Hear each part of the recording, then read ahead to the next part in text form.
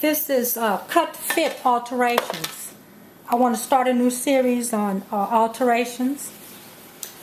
So you can get a custom fit. It's nothing like your clothes fitting you perfect. Or if you was doing alterations for somebody else, we have to understand how we need to get it to fit. You want your clothes to skim off your body. We always want to leave room to breathe. After you eat, we expand. And we still want to be comfortable in our clothes. So I pinned her waist. So I'm going to measure that. It's 1 inch, so I just pin one side of her waist. But usually it's best to always pin both sides and try and pin both sides an even amount, equal on both sides. And then I pinned her hip and pinned the hip. I measured that. It's 1.5 inches, but I did pin both sides of her hips. So we need to take the hip measurement all the way down to the hem. And if you have tailoring chalk, you can mark it and blend the shape in with your ruler. She has small hips and a wide waist. So on the inside, you always want to look at the way the designer or the sampler or the sewer stitch the garment together. And you want to sew it back the exact same way. So this skirt do not have a waistband. What it has is the lining is joined to the waist and then they understitched twice. So I want to pick those stitches out so that, and I separate the two together so that I can sew them back the exact way it was stitched together in the first place. When you do alterations, it should look like you never did anything to it. It should look exactly like it did when you first purchased it. That's the sign of good alterations. So we measured it. We know at the waist, I'm only going to do 1/2 inch on both sides of the waist, but I'm going to do 1.25 inches at the hip. So, or 1.5 inches. But always do a little bit less than what you have pinned. That way you know it's going to fit perfect and it's not going to be too tight. Your skirt is too tight. If when you walk you have to pull it down all the time, it's too tight. So here, what I want to do is go ahead. I have this picked loose. Also, since I have to take it up all the way to the bottom, I picked out part of the hem.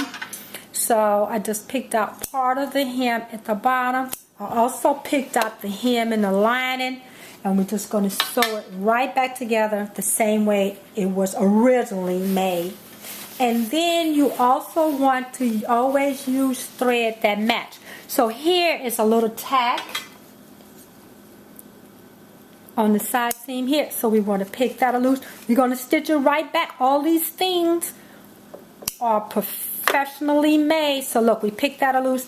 And here at the waist, you see it's a little tape in there. We need to cut that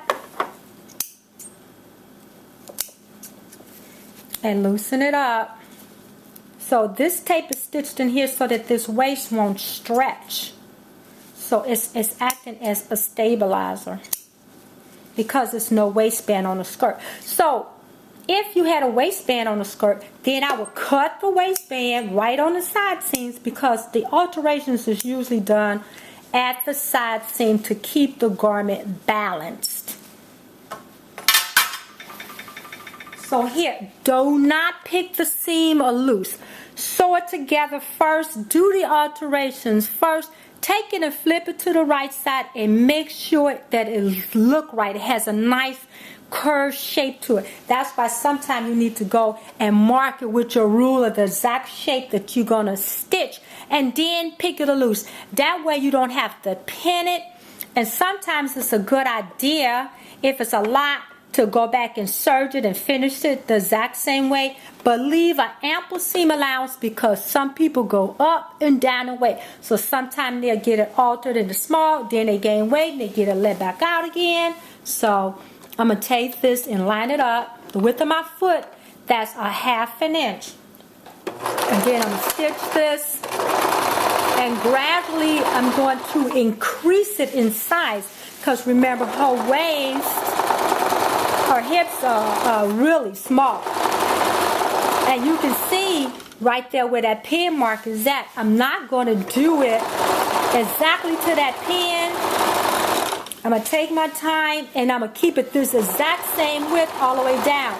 And sometimes if it's wider than your seam allowance on your foot, you can put a piece of low-tack tape on the side and set that up for your guide so you can keep stitching it perfectly the same all the way down.